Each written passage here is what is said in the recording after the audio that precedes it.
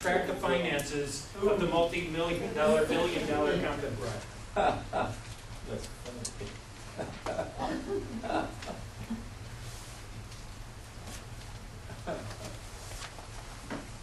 Okay, so the technique to work through conditioning, which is this one, I conditioned you into a certain pattern of thought, increasing by thousands or multiples of 10. But there wasn't anything where it jumped in 100 color. So the technique is HMW. How might we? And this is a reframing, very simple reframing technique.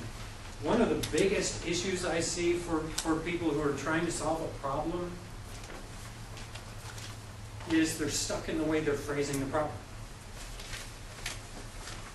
Morale stinks. What are your ideas? Okay, well, first of all, it's a statement, so it's not actually asking for responses. So the first thing I want to do is make it a question. How might we improve morale? But what I also want to do is come up with 15, 20 other how might we's that may be just rephrases of that, changes of that, but I want to explore other possibilities. Einstein was once asked, if you had an hour to save the world, how would you spend your time? And he said, 55 minutes understanding the problem. Most of us spend no time really understanding the problem.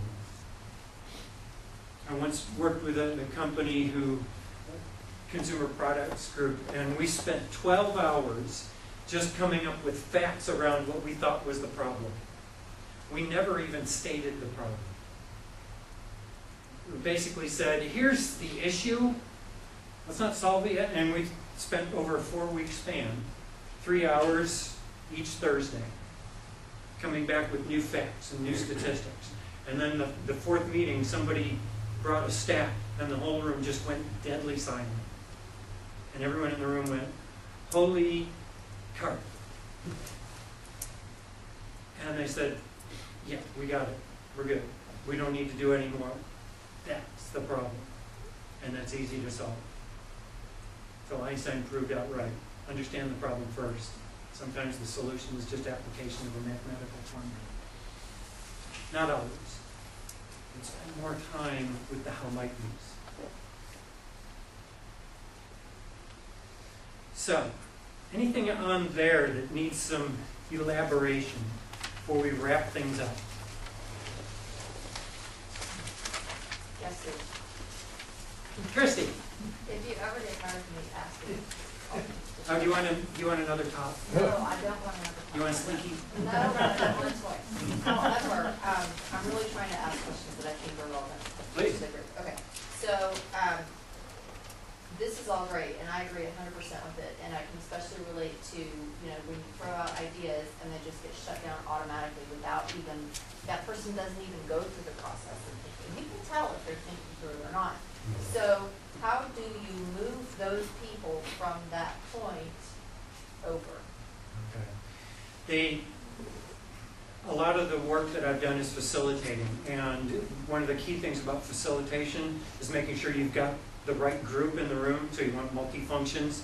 But one of the other things that I also let people know is if they're participating, is here's one of the rules, is we have to be willing to defer judgment. If you can't do that, don't come. And I've had people say, I don't have that capacity. I said, that's great. We do want your expertise, but not yet. And I just don't let them play. And one of the things that's critical is you find a good facilitator. You can find some on staff, but what's critical, I will tell you, there is one worse person in the world to be the facilitator. The manager, the boss. Yeah. The worst. And it's not a personal thing, but their job as the boss is to make quick, critical decisions and quickly move to evaluative state. They should not be involved in the facilitation. They can be involved in the process, but that's it. So I was kind of thinking along the same lines. A lot of organizations have difficulty, with that creativity thing and brainstorming. So, do you find that organizations get better at brainstorming if they do it on a regular schedule? Like the first time there's a lot of tentativeness, and then people maybe discover that, gosh, even if I come up with a silly idea, I get chastised later, like around the water cooler. They go, wow, that was a really stupid idea you had, or whatever. And do you find that organizations get better at creativity if they practice it on a regular basis? Absolutely. And it's just like any thinking process.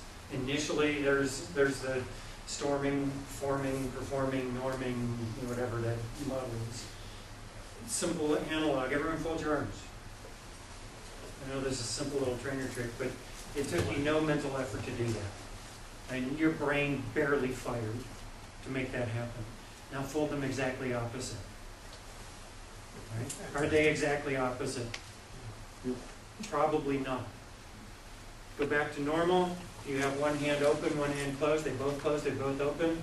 Which one's out front? Which one's in close? Go exactly opposite.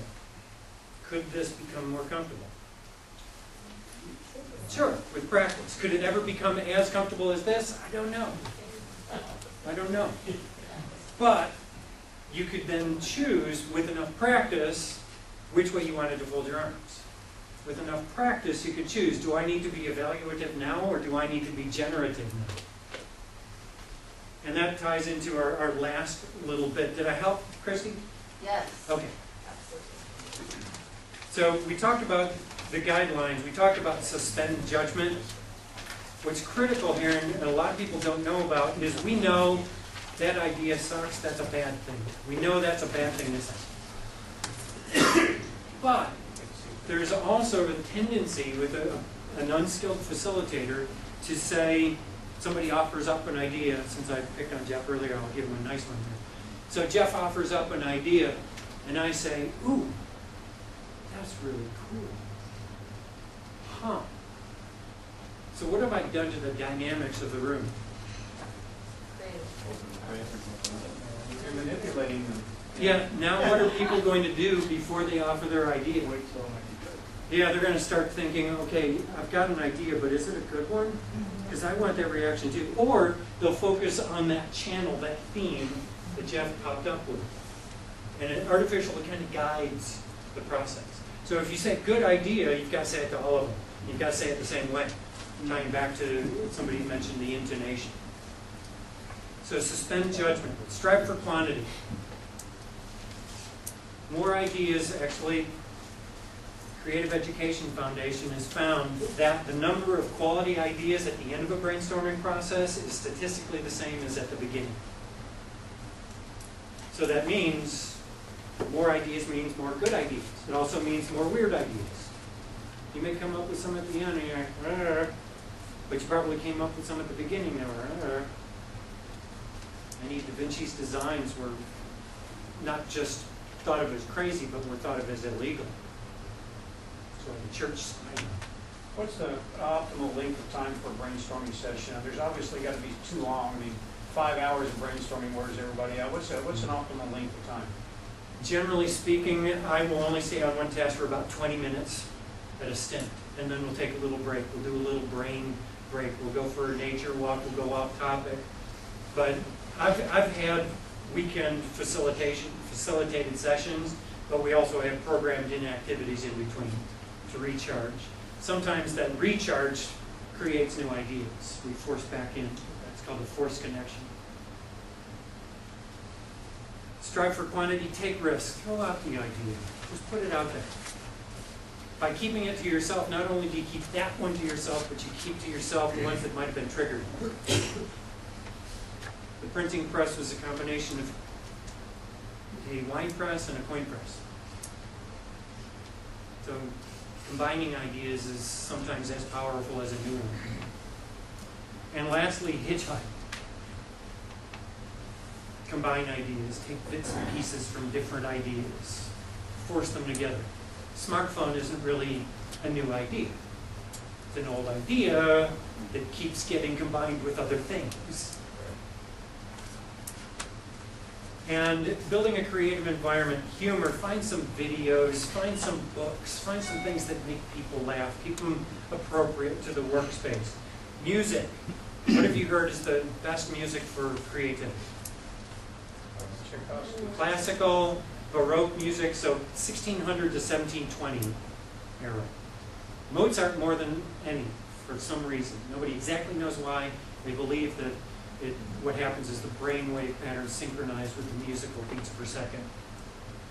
And in that wave pattern is when we are at our most creative and most retentive. And lastly, add in here color. As much color as possible. Give people different colored Post-its and different colored pens. The last part is for you to fill in from tonight. What did you learn? What does it mean? How will you use it? I want to wrap with one activity, and then I know Lee's ready to get the shepherd's crook out. So everyone get a partner. You need to do this in twos. And you'll have to sit fairly close. And I'm going to borrow Lee for this. Okay. So everybody do this. And you'll have to empty your hands so you no pens or anything. And then with your partner do this. And then with your partner take turns doing this. What? And feel how weird that feels. I know how weird it is. Oh, Okay? Like shirts, that's what There we go. if somebody dies with the Yeah, there we go. You got a dead finger. Okay, called the dead man's finger. I use that as an illustration for creativity because creativity is about connecting things. Right? Some of you are doing it a second time, there's no extra credit. Oh, wait, I haven't checked out this finger. Is it different with that one? But creativity is about connecting things, connecting ideas, connecting with other people's ideas. It's also about allowing yourself to feel a little silly. And you just did that.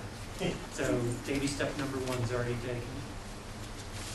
I enjoyed being here. Good job.